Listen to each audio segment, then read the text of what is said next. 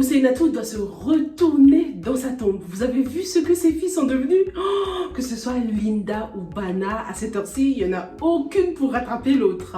En plus, le pire, c'est que Linda n'a même pas assisté à l'enterrement de sa mère. Elle n'a même pas pu lui dire ce dernier au revoir. Par honte peut-être, ou par priorité, parce que Linda préfère rester à Dakar pour venger le professeur Diop. Mais encore une fois, Linda prend une mauvaise décision. Ne pas assister à l'enterrement de sa mère, c'est négliger une occasion de lui demander pardon. Et c'est pareil pour Bana. Certes, à un moment, on a vu qu'elle a suivi sa tante et Alimatou pour aller en Guinée, pour aller attraper le vol. Mais le fait qu'elle était habillée toujours pareil nous donnait l'impression qu'elle n'avait finalement pas été en Guinée même, qu'elle n'avait finalement pas assisté à cet enterrement et qu'elle avait repoussé son voyage en Guinée pour plus tard. Dites-moi dans les commentaires si vous avez vraiment l'impression que Bana a assisté à l'enterrement, parce que niveau chronologie, ça portait à confusion un peu, surtout lorsqu'on se réfère au costume de Bana, lorsqu'on regarde comment elle était habillée. Ça donnait l'impression qu'elle était finalement pas allée en Guinée. En tout cas, l'enterrement était très bref. Ni Dalanda, ni Linda n'y étaient, alors que ce sont des personnes chères quand même pour Ousseynatou. Dalanda tenait absolument que Linda participe à l'enterrement, qu'elle rentre en Guinée, mais elle aussi aurait pu y aller pour dire un dernier au revoir à sa meilleure amie. C'est la cause de qui? Tout a basculé. Je trouve que cet enterrement était un peu trop bref. L'épisode en général était un peu rapide, même on va en parler dans cette vidéo parce que c'était chaud. Vous allez me dire ce que vous avez pensé de cette première saison. Est-ce qu'elle vous a convaincu? Est-ce que vous pensez qu'on a besoin d'une deuxième saison? Est-ce que la saison vous a plutôt laissé sur votre faim? Personnellement, j'ai été agréablement surprise malgré les petits hicks. Il y avait beaucoup de jolis rebondissements qui auraient pu être un peu mieux développés, même si franchement ça va, franchement ça passe, c'était un bel épisode. J'ai trop aimé et mon moment préféré c'était Bana assise like a queen. Oh my god, je voulais mourir. J'ai trop aimé cette partie parce que Bana, je la kiffe depuis le début. Je la kiffe, ça se voit qu'elle joue, j'aime trop ça. Son visage, tu vois, elle a du charisme, elle a quelque chose de villain que j'adore. J'aime trop les anti-héros comme ça. Et je suis tellement contente, je suis pressée de la revoir dans la deuxième saison. Franchement, Marodi, vous m'avez donné une bonne raison d'attendre cette deuxième saison avec impatience parce que je sais que Bana va tuer ça. Si c'est la première fois que tu passes par là, bien sûr, n'oublie pas, abonne-toi, active la cloche, parce qu'ici, on fait des revues et des analyses de nos meilleures séries africaines. En ce moment, donc, on finalise Déchéance et il y a aussi la série Emprise qui va commencer bientôt, dès la semaine prochaine, sur Marodi TV. Nous, on n'est pas la team Sounouyeuf, on est la team YouTube, avec les sous-titres, s'il vous plaît.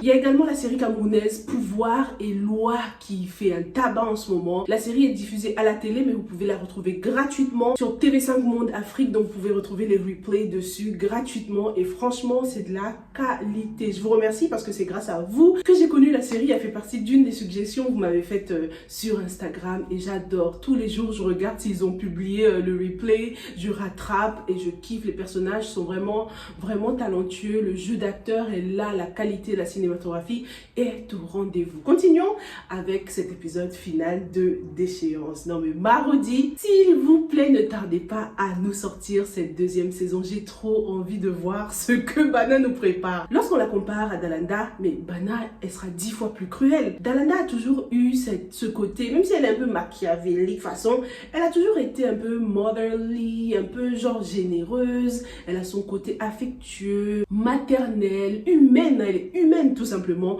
Contrairement à Bana qui nous a prouvé depuis le début qu'elle pouvait être cruelle comme jamais. Même envers son propre sang. En parlant de son propre sang, moi je suis tombée dans le panneau comme du n'importe quoi lorsqu'elle a débarqué avec le professeur Diop. Dès que je l'ai vu, je me suis dit, ah mais je savais Bana, toi t'es une traite, je savais. Je suis direct tombée dans le panneau avant de comprendre que tout ceci n'était qu'un plan parce que Bana est tout à fait capable d'une telle trahison. Non, c'était trop bien joué. Au final, on se dit, ah non, en fait ça va, ce n'était qu'un plan. Et puis à la fin, lorsqu'on la voit s'asseoir confortablement à l'aise comme ça. Non, là je me suis dit non, Bana là elle kiffe cette vie. Voilà la vie qu'elle a toujours voulu, la vie à Dakar, la vie de luxe, la vie qu'elle mérite. Et personne ne va lui faire descendre de son high horse. Elle est prête à reprendre les rênes, mais sans formation la meuf. Elle est arrivée direct, bam bam, I'm the queen of the castle, the new queen. En fait, la mort d'Usainatu, la mort de la mère de ses filles, c'est aussi comme la mort de leur conscience aussi, le peu de conscience qui leur restait. Que ce soit pour Bana ou pour Linda, la mort d'Usainatu représente la mort de leur peu de dignité, leur peu de conscience, leur peu de valeur qui leur restait. Elles sont unleashed là. Elles ont complètement basculé de l'autre côté. Comme si, en fait, c'était leur mère, le petit lien qui les retenait encore de basculer. Là, ça y est, c'est fini. Elles décident enfin d'accepter leur vraie personnalité. Faut pas se mentir. Linda, depuis le début, on n'arrête pas de dire elle, là, ça se voit, c'est une fausse timide, c'est une fausse naïve. Ça se voit qu'elle a un petit côté bandite refoulé, tu vois. On s'est toujours dit ça. Donc, lorsqu'on la voit pendant cette scène finale se donner comme ça à un homme, on n'est pas du tout surpris. Maintenant, rien ne l'empêche de faire ce qu'elle a toujours voulu faire. Rien ne l'empêche de venger le professeur Job. Elle accepte enfin sa déchéance et décide d'assumer les conséquences qui vont avec. En ce qui concerne Bana et son séjour dans cette maison, on imagine que ça va être différent de ce qu'on a eu jusqu'ici. Il y a déjà les grands portraits de Dalanda. Elle va les enlever vite fait, bien fait. Bana a toujours été très observatrice. Elle a ce petit côté sournois. Donc franchement, ce rôle lui va tellement bien. Je trouve que c'est la mieux placée pour faire face au professeur parce qu'elle n'a pas froid aux yeux, Bana. Mais bien sûr, il va falloir qu'elle soit très très prudente. Elle ne se rend pas compte.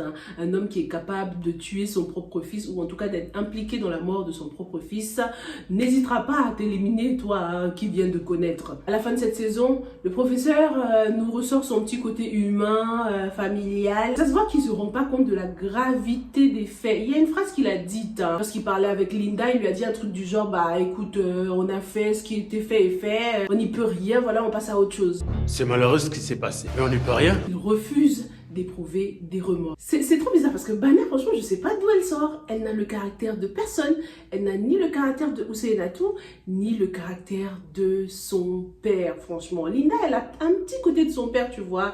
Elle est scientifique, elle poursuit les mêmes études, et puis elle ressemble beaucoup à sa mère. Mais Bana est tellement différente des deux que je me demande si c'est pas vraiment elle, la vraie fille de Dalanda. On est en train de nous mettre sur une piste avec Soda, mais ça se trouve, la production nous joue des tours et on va découvrir qu'en fait, c'est Bana, la véritable fille, la véritable adversaire de Dalanda. Qu'est-ce que vous en pensez? C'est vrai qu'elle pourrait aussi être la fille de Ali, c'est possible. Mais vu son caractère, franchement, je pencherais plus pour Dalanda. Qu'est-ce que vous en pensez? Bana ou Soda?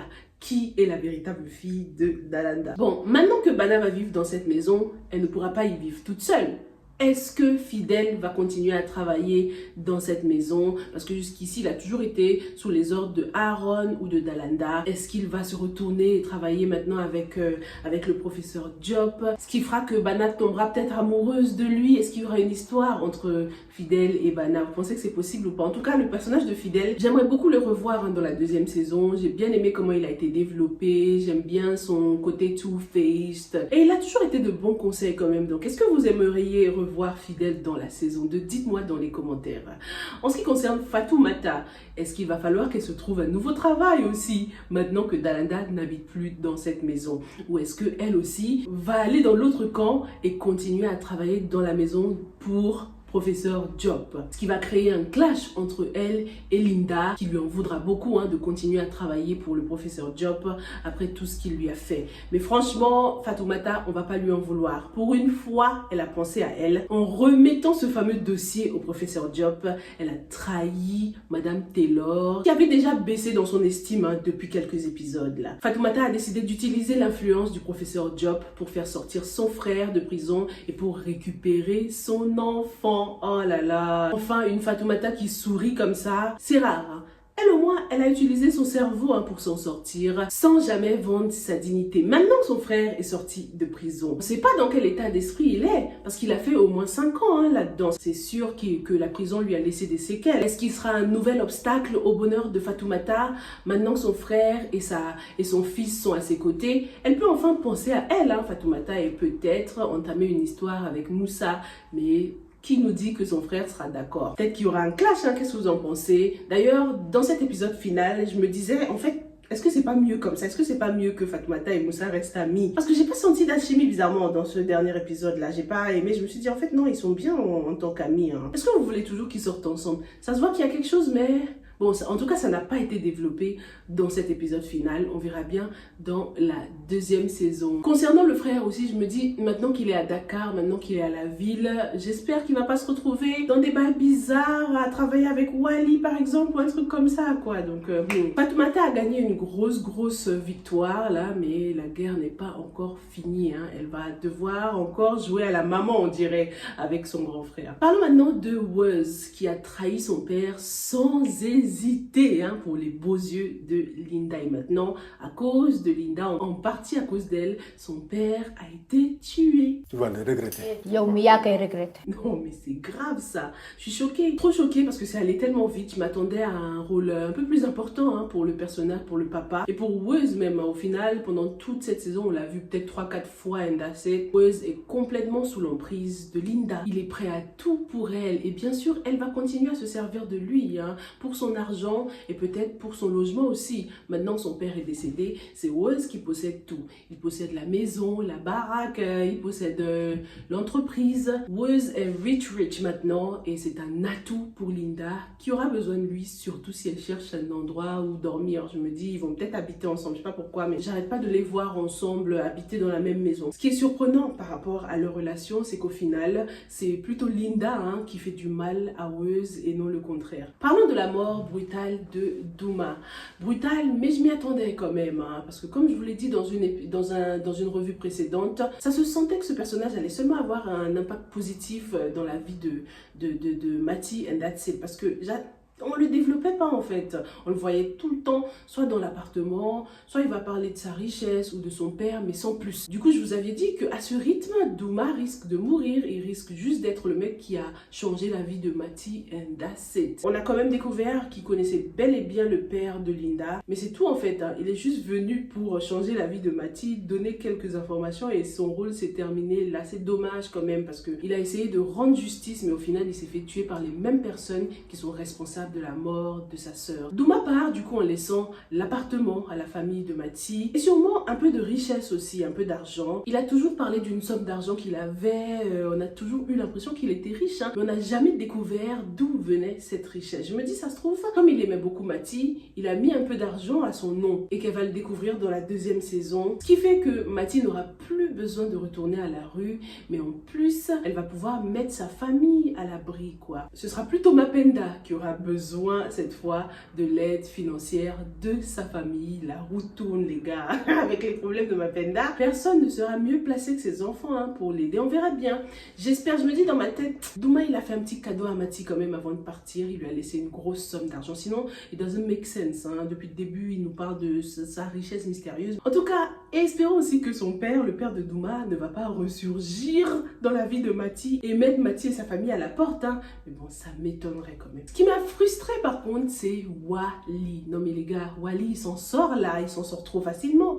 Malgré toute la bastonnade qu'il a eue, on n'a même pas vu une petite égratignure sur son visage. Ils auraient pu lui mettre un petit pansement quelque part. Il était bien frais là, comme si rien ne s'était passé. Et grâce à lui ou à cause de lui, toute la famille a découvert le côté obscur de Mati. Mais je me dis, tant mieux, hein, c'était nécessaire. C'était vraiment la dernière étape dans la repentance de Mati. Dire toute la vérité, comme une clean, elle n'a plus rien à se reprocher. Wally lui a rendu un grand service en vrai. Et en plus, ça a permis aux parents de se rendre compte, hein, de leur part de responsabilité dans le comportement de Mati. J'ai beaucoup aimé le comportement de la maman de Mati, j'oublie son nom, Bayan.